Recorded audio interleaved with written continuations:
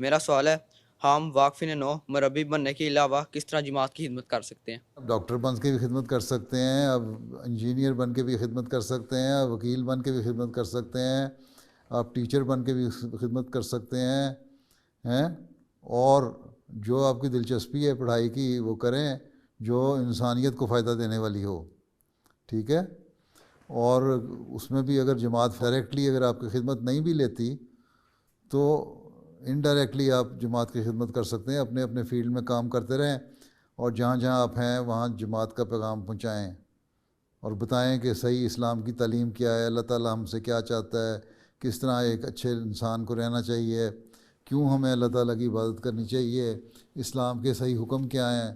اسلام کیوں آخری مذہب ہے اور کیا کیا اچھائیاں ہیں اسلام میں، تو اچھی اچھی چیزیں اسلام کے بارے میں بتائیں۔ یہی احمدیت اور اسلام کی خدمت ہے جو آپ کر رہے ہوں گے،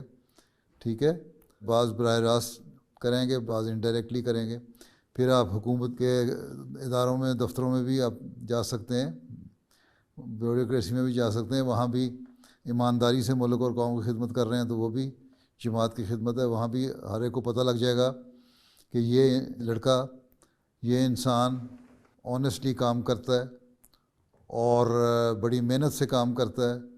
اور ملک کی خدمت کر رہا ہے، بڑا سنسیئر ہے اپنے ملک کے ساتھ، اور یہ احمدی ہے، اس سے بھی آپ احمدیت کی تبلیغ کر رہے ہوں گے، انڈائریکٹ تبلیغ ہو رہی ہوگی، ٹھیک ہے۔